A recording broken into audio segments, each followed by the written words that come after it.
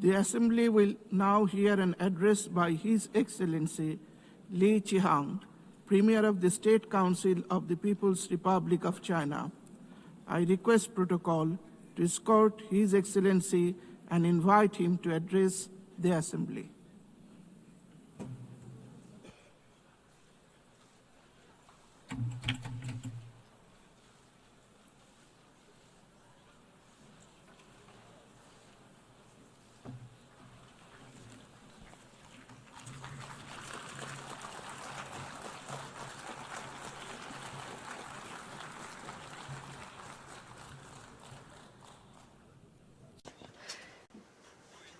Mr. President, colleagues, ladies and gentlemen, this year marks the 80th anniversary of the victory of the World Anti-Fascist War. It is also the 80th anniversary of the founding of the United Nations. 80 years ago, fascism was defeated in fearless battles by countless heroic men and women around the world.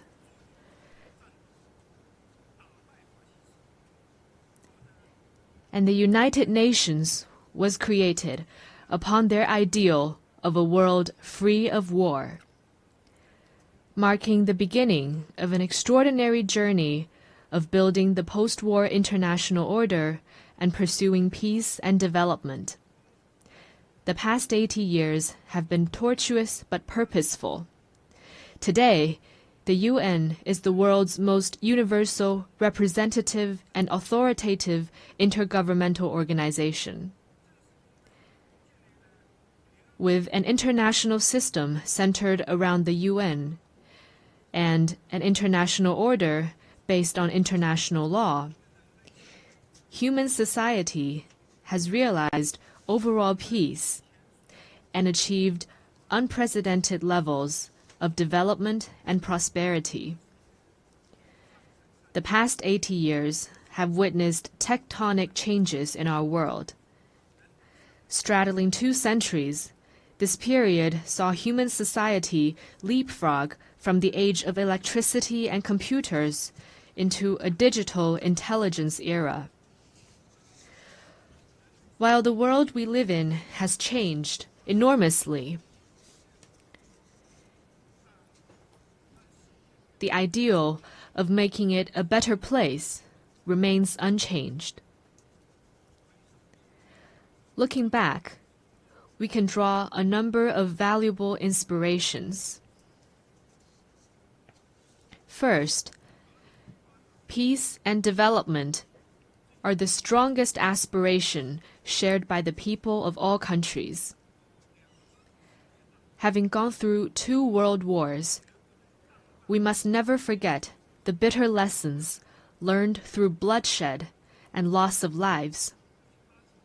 For 80 years, a generally peaceful international environment has led to remarkable growth in the global economy. Today, as the desire for peace and development grows even stronger around the world, it is incumbent upon our generation to further strengthen the force for peace and development.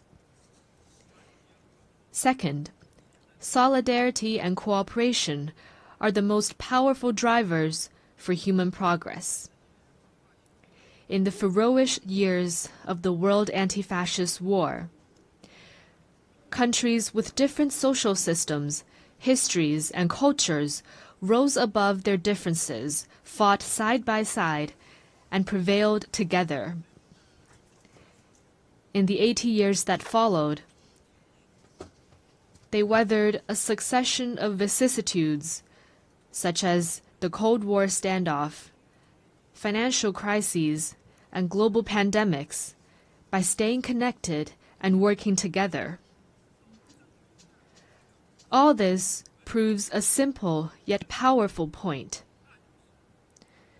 Solidarity lifts everyone up, while division drags all down. The road ahead might be hard and bumpy,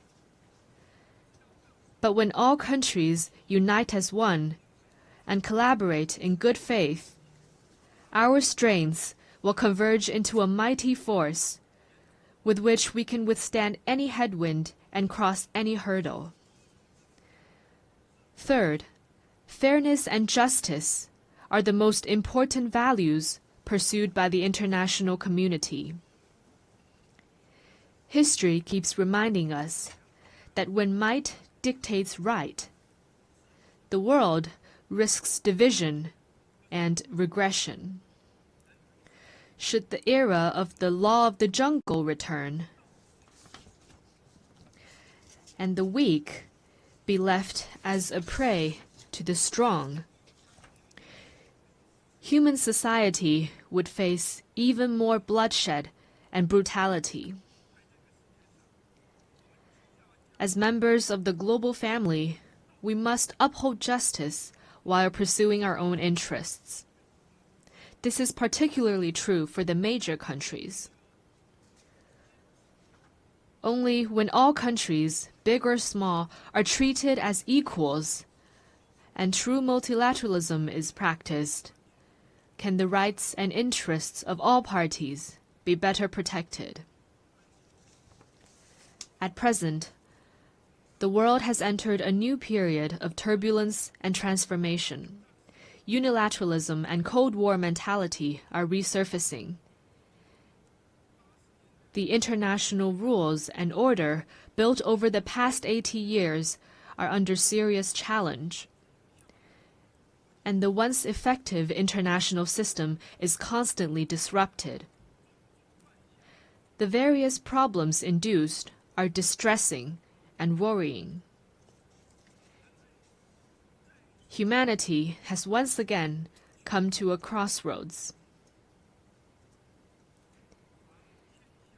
Anyone who cares about the state of affairs in the world would want to ask, why couldn't we humans, having emerged from tribulations, adopt a greater sense of conscience and rationality, and treat each other with kindness and coexist in peace?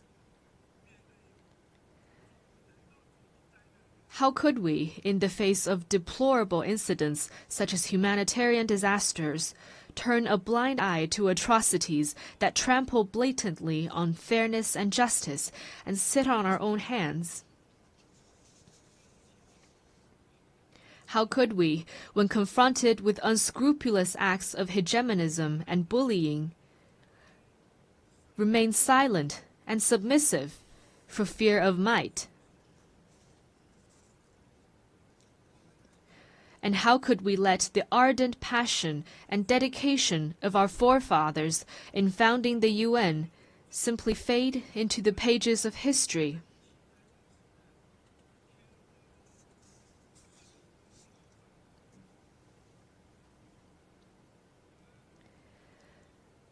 We Chinese people often say, never forget why you started, and you can accomplish your mission. Arriving at the UN headquarters this time, I saw over 190 national flags lined up in front of the building and fluttering in the breeze. I saw the sculptures, "Let us beat swords into plowshares," and "Nonviolence," with their time-tested message ever so loud.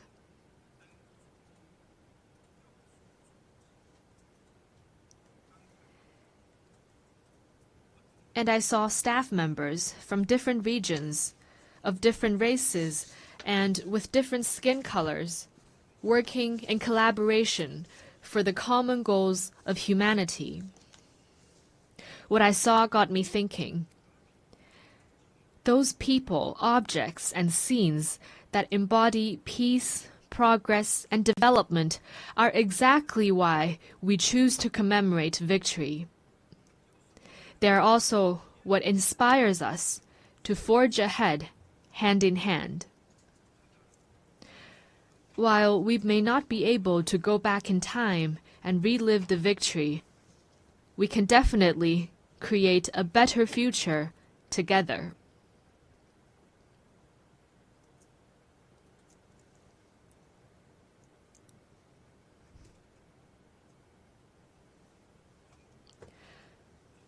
As a founding member of the UN, China has all along taken an active part in global affairs and worked for the betterment of humanity. Over the years, President Xi Jinping has put forward the vision of building a community with a shared future for humanity, the Global Development Initiative, the Global Security Initiative, the Global Civilization Initiative, and the Global Governance Initiative, sharing China's wisdom and solution for navigating global transformations and overcoming pressing challenges. In particular, the Global Governance Initiative, proposed at the Shanghai Cooperation Organization Tianjin Summit at the beginning of this month, underscores the principles of adhering to sovereign equality, abiding by international rule of law, practicing multilateralism, advocating the people-centered approach, and focusing on taking real actions. It points the right direction and provides an important pathway for building a more just and equitable global governance system.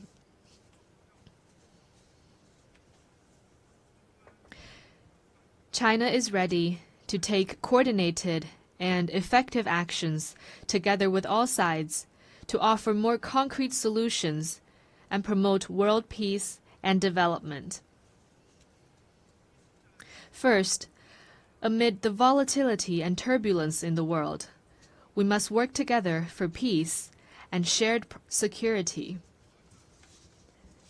All countries belong to the same global village and rely on each other for security. We should uphold the vision of common, comprehensive, cooperative, and sustainable security, and respect the legitimate security concerns of all countries. We should settle differences and disputes peacefully through dialogue and consultation. Persisting in camp-based confrontation or willful resort to force only drives peace further away.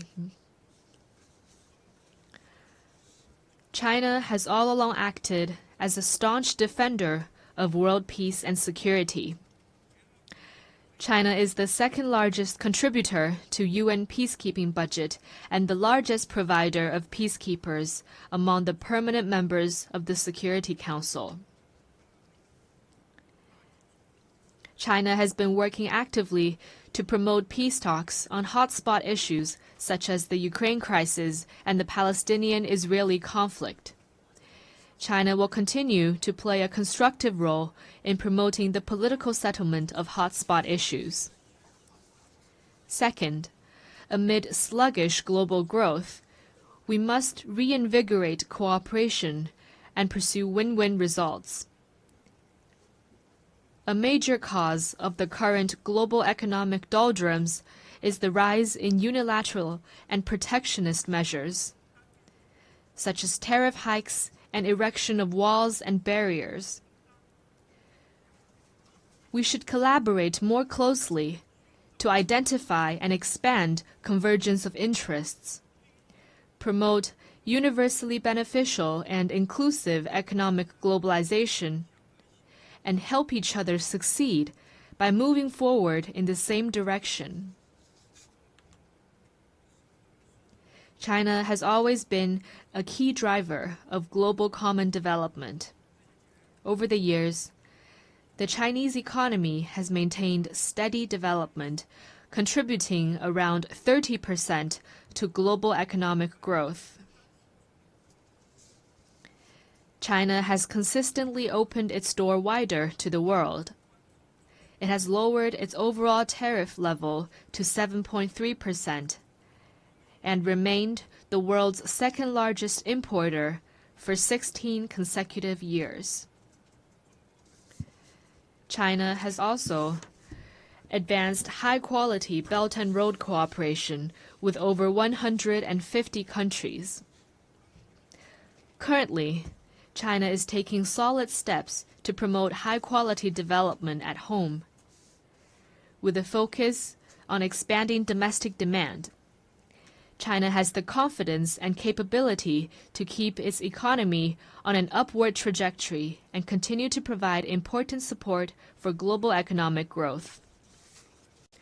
Third, amid dynamic interactions among civilizations, we must champion dialogue and mutual enlightenment. Every civilization has its unique value and heritage, and deserves acknowledgement and respect. Obsession with so-called civilizational superiority or ideology-based circles only breeds more division and confrontation. Adopting an inclusive attitude and engaging in exchange and mutual learning is a sure way to build more consensus and collective strength. China has all along engaged in active civilizational exchange and mutual learning. Over the next 5 years, China will carry out 50 development cooperation programs in the field of culture and civilization for fellow developing countries, and host 200 thematic training and seminar programs, contributing its part to inter-civilizational dialogue and the progress of civilizations. Fourth, amid emerging challenges, we must respond with concrete efforts and protect our shared home. Climate change is a major challenge confronting all of us. We should uphold the principle of common but differentiated responsibilities, promote the effective implementation of the Paris Agreement, and enhance international collaboration on the green economy. In recent years, technologies such as artificial intelligence, network communications, and biomanufacturing have advanced rapidly. Along with the benefits, they also bring potential risks. We should adhere to the principles of people-centered development, technology for good, and equitable benefits, improve relevant governance rules at a faster pace, and strengthen global governance cooperation, so that technological progress could bring real benefits to humanity in a better way. China has always been a responsible stakeholder in addressing global challenges. Committed to green and low-carbon development, China has established the world's largest and fastest-growing renewable energy system, built the most extensive and complete new energy industrial chain, and announced China's 2035 nationally determined contributions that cover all economic sectors and all greenhouse gases. China has proposed the Global AI Governance Initiative and advocated the establishment of a World AI Cooperation Organization. This time during the 80th session, China will present to the UN the lunar soil samples collected by Chang'e 6 from the far side of the moon.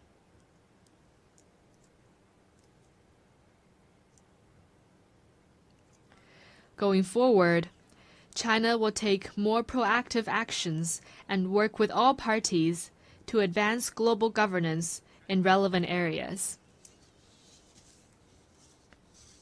Colleagues, China stands ready to work with all members to uphold the standing and authority of the UN, safeguard the purposes and principles of the UN Charter, support UN reforms to improve its efficiency and capacity to fulfill its mandate, and advocate greater representation and voice of developing countries. China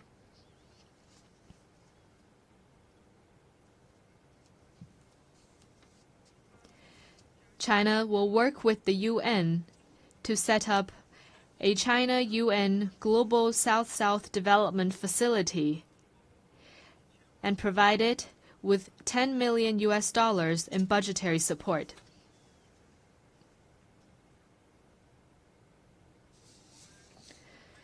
China will also partner with the United Nations Development Program to establish a global center for sustainable development in Shanghai to accelerate the implementation of the UN 2030 Agenda for Sustainable Development.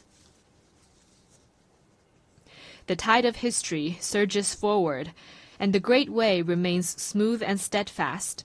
Going forward, China will continue doing its best to contribute to global peace and development.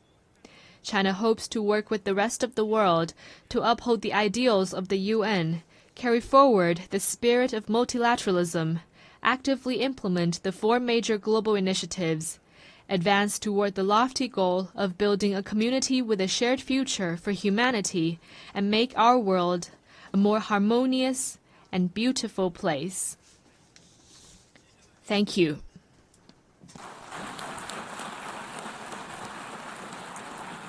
On behalf of the Assembly, I wish to thank the Premier of the State Council of the People's Republic of China.